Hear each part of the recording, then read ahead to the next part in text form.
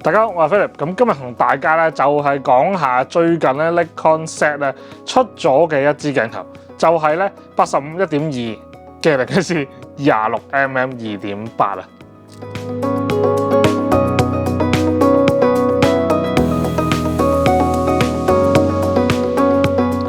咁開之前啦，記得啦 like、share 同 subscribe 個 channel 啦，有你哋支持咧，我哋先有動力去做我哋嘅片嘅。因為好緊要就係咧，我發覺咧有一半以上嘅觀眾咧係冇 subscribe 個 channel 嘅，所以咧如果睇緊片嘅你咧，記得幫手 subscribe 個 channel 啦，like 個片 share 片啦。因為咧有你哋支持咧，我哋先有動力嘅。如果唔係咧，我一路個 subscribe 咧都好低咧，真係有啲辛苦啊！大家幫手支持下啦。咁我哋今日咧開始條片啦。咁呢支26mm 2.8咧，即係同大家去重溫翻一個 spec 先啦。咁呢支26mm咧就係咧一支 full frame 鏡嚟嘅，最短嘅最近對焦距離咧就係0.2米啦。full size 就係52mm，咁啊鏡頭6組啊8片嘅，咁啊包括咧3塊非球片咁多嘅。咁另外光圈7片，咁啊重量咧125克嘅。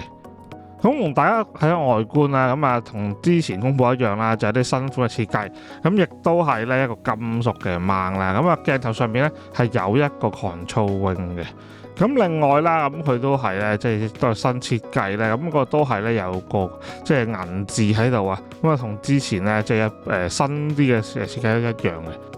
咁前面咧就係一個即係之前講過啦個裝配件嘅掹啦，咁我覺得咧如果佢專登需要個掹咧都係啦，即係冇理由咧淨係裝遮光罩咁簡單，不過都純粹個人意見嚟嘅啫。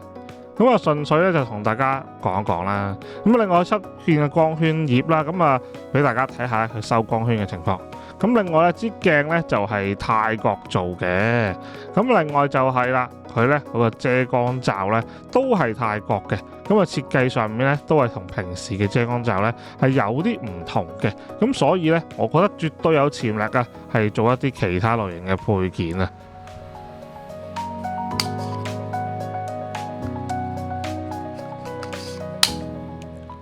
咁裝咗呢個遮光罩咧，個樣就係咁樣啦。咁啊用意咧就可能係咧就為咗咧，即係嗰個鏡片伸縮嘅時候咧，又比較靚仔啲啊。咁啊可以裝可以唔裝嘅。咁亦都同之前講嘅一樣啦，就係咧即係我絕對啊覺得咧呢個掹啊係有潛力嘅。咁佢個鏡頭蓋咧同其他嘅鏡頭咧有少少唔同嘅，咁啊係一個吸蓋式嘅。咁啊如果用開一啲舊式鏡頭啦，又或者係咧即係好似以前14、24嗰啲 Ultra Wide 嗰啲都見過依類似嘅鏡頭蓋形式啦。咁啊裝上 Z7-2上面咧，其實都係咧好一體性都幾高。咁啊，至於對焦方面咧，其實好多傳聞咧都話佢嘅對焦咧比較嘈啲嘅。咁但係我自己試落咧，又係咪真係咁樣咧？咁啊一陣間都會同大家試下嘅。咁講起咧，即係呢支鏡頭咧，其實最方便當然係細支啦，即係冇28mm啦，或者一啲大嘅定焦咧咁厚身咧，咁啊入袋咧比較容易啲。咁如果大家係中意個細袋仔啦，出去一機一鏡啦，又或者係好輕鬆去影嘅話咧，呢支鏡係非常之好啊。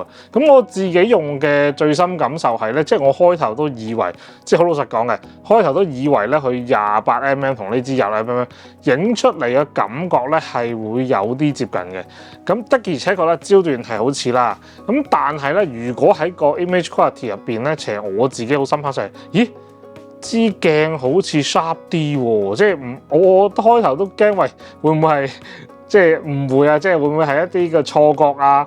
同埋點解會係 sharp 啲？咁啊當然啦，即係佢嘅售價比起28mm 2.8嘅定價咧就高啲啦。咁佢好啲係應份嘅，我都明白嘅。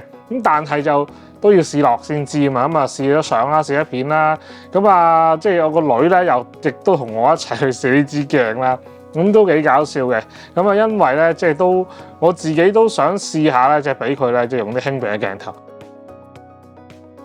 咁有一日啦，就同屋企人咧就去咗貓咖啡啦，咁啊亦都咧全程咧就俾咗部 Z72啦，同埋一支26mm2.8咧，俾阿女咧即係去玩下啦。咁啊亦都佢嘅表示咧，其實就係、都輕身嘅。咁啊之前咧佢主力咧即係俾佢用咧都係咧嘅 ZF-C。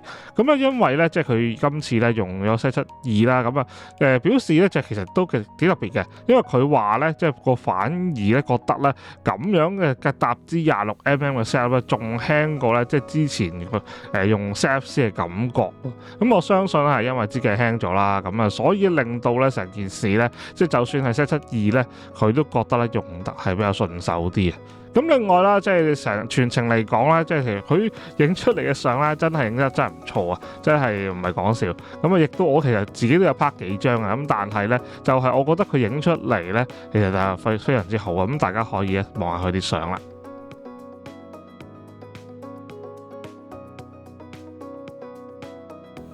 咁呢支鏡咧一直俾人就係話咧佢傳咗個鏡片前後褪啦，亦都係話佢個設計咧係唔係幾中意。咁唯一嘅缺點我自己發現咧就係咧佢嘅呼吸效應咧冇辦法就會比較大嘅。咁大家會睇到咧，當佢喺近嘅對焦距離嘅時候咧，咁就會有大啲嘅呼吸效應啦。咁但係實際操作又係咪咁咧？咁大家可以睇下咧，即係我拎部 Z72啦，咁啊 4K 50p。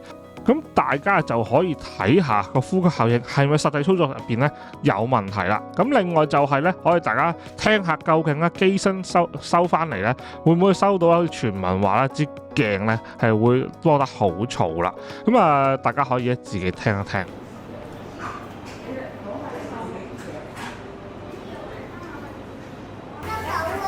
差唔多㗎啦，上翻去啦。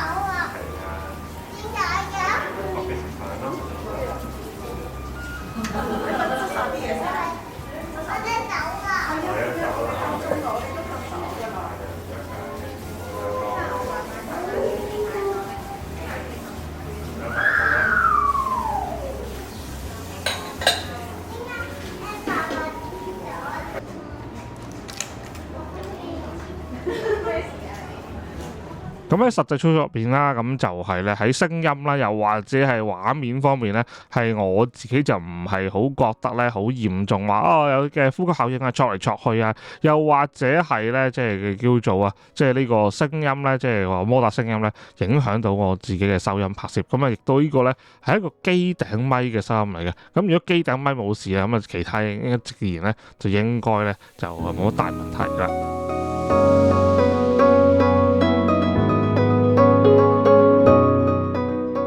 其實我覺得支鏡嚟講咧，即係比我想象中啊，即係之前咧，大家咧擔心嘅嘢咧，即係我自己咧都有話擔心啦，會唔會咧真係好似傳聞當中一樣嘅？咁但係喺實際操作入邊咧，即係我自己覺得咧就表現咧，就我覺得比我想象中咧係更加好嘅。咁啊，唔知你又覺得點樣咧？